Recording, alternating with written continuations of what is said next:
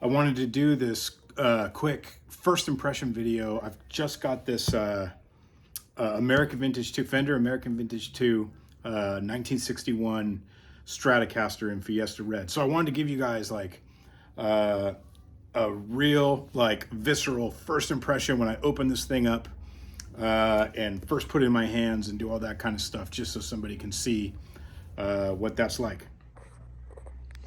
All right, so I'm getting ready to crack the case. I'll say that this is my second American Vintage 2 Strat that I got, and my first one, the 1957, the crappy case that's not a G&G case, already broke one of the latches on it, so kind of a bummer, but at least all the latches work on this one so far. So here we go, first look. Ooh, goodness. Oh man. Oh, that looks pretty nice.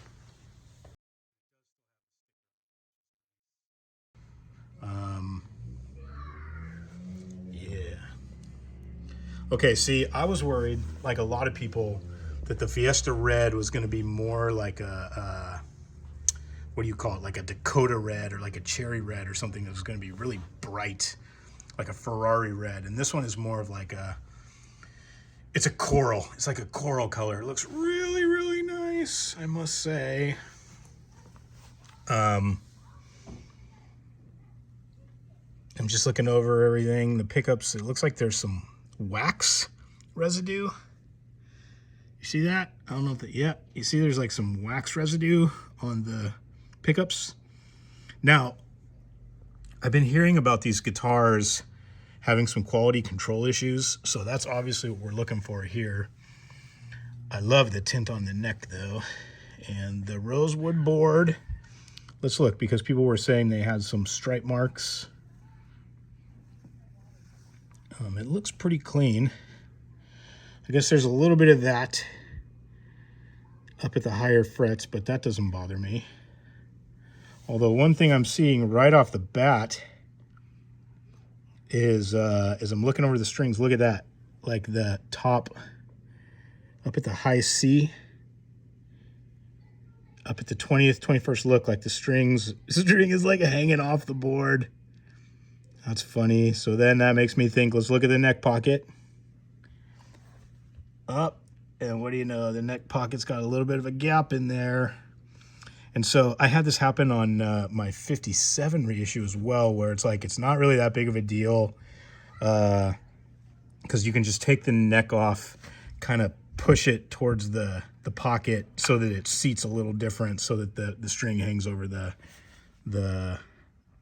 hangs correctly over the neck. But yeah, I would say that that's a little bit crooked as far as how they have it seated in the pocket, but whatever, no biggie. Okay, so here's the moment of truth with the neck, because I'm kind of hoping it's a fatter neck. Every guitar I ever get, I always like feel it for the first time, and I'm always like, oh, I wish it was a fatter neck. And the American Original 60 Strat that I have in shell pink has a nice fat neck. I was pleasantly surprised. I've heard this one is a little bit skinnier, but here we go. Let's feel it. Okay. I'm gonna move the case out of the way. It's not too bad. It's not like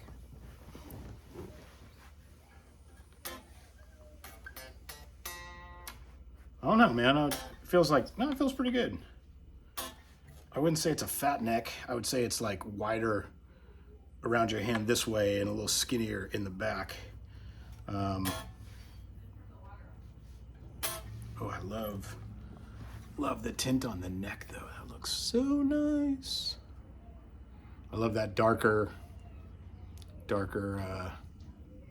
tint on the neck. Yeah, so I don't know. It doesn't feel too bad to me. It feels all right. It doesn't feel like too fat, and it doesn't feel too skinny. I'm gonna get this thing plugged into my little Princeton reverb, which is gonna have just the audio coming out of my phone again.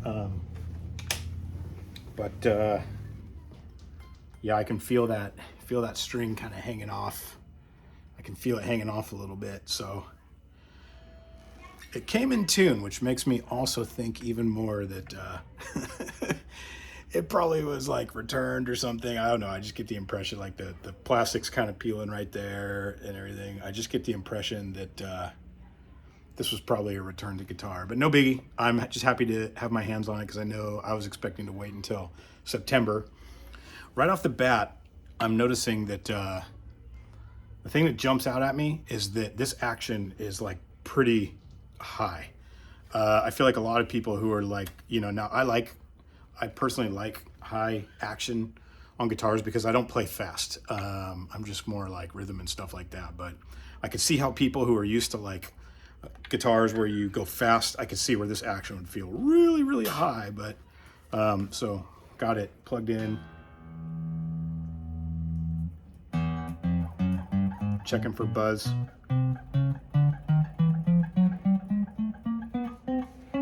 No buzz.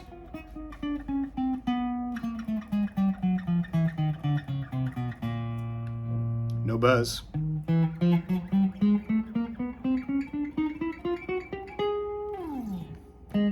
Check the G string.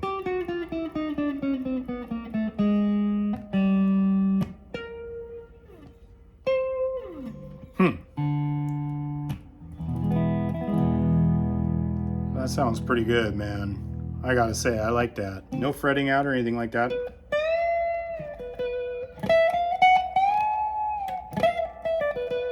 No fretting out.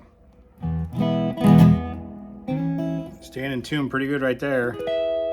And right there, and I haven't even put my tuner on it yet, so that's pretty cool. Honestly, this neck feels pretty darn good. Like I have a 59 American Vintage reissue.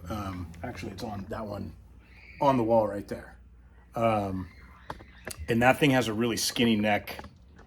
And this one is like, kind of feels like a similar profile. Like it doesn't, not quite a D, but not like a big fat chunky C like you would feel on like, I have a 62 Hot Rod American Vintage, like an old one, and it's got a big baseball bat neck. And then the American original 60s guitar has a pretty fat neck, and this one's just got more of like a slim on the back, but it's like wide this way, so it feels really good.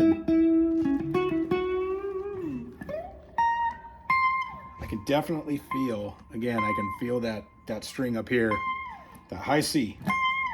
It wants to just push its way right off the fretboard, but that's probably no big deal. But that is one of those little quality control things. I mean, I can see like there's a couple people, videos that I've seen where people have been complaining about the quality control. I mean, you know, you've seen that on reviews and internet and stuff like that. And so I can definitely see what they're talking about there with some of that stuff. But it has, I can just tell right off the bat, it's got some mojo.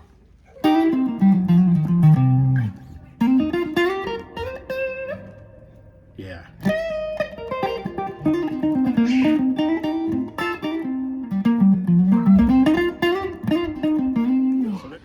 My first impression so far is, I don't know, I think it's pretty sweet. I can just feel that it's got some mojo, and I don't feel like these vintage spec guitars are supposed to be perfect. I think that that's part of the perfection of them, is that they're like real.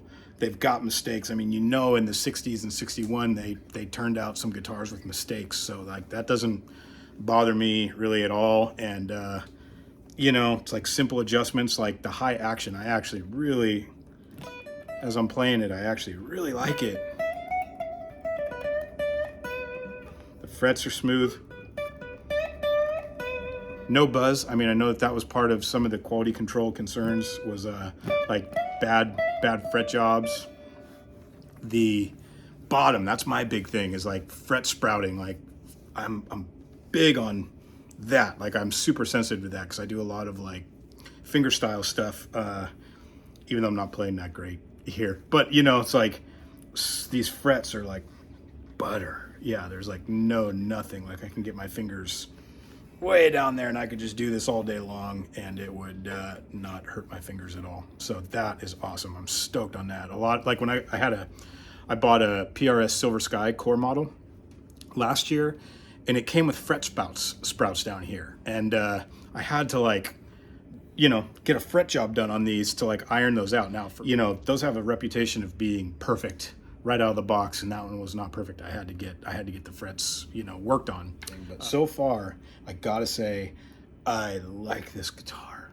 Yeah, I'm pretty stoked on it. Like, I love the neck tint, this neck shape. I mean, the more I'm just rubbing my fingers all, you know, my hand over it, it just feels really good.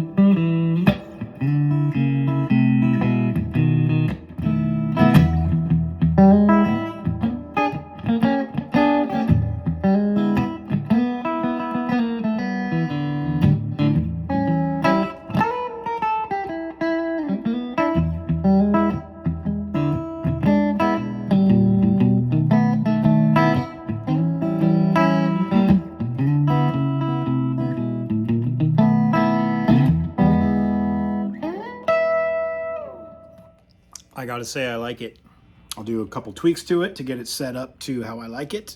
And then, yeah, I think I'm gonna be happy with this guitar. So anyways, I hope that was helpful. My name's Nick. I know this was super low quality and all that, but again, I did just want to do, like, I just got it. I've never done one of these first impression kind of things, and I just wanted to document myself giving it the once over so that somebody, hopefully it maybe will help somebody else. So anyways, thank you for watching. And I hope this was helpful for you.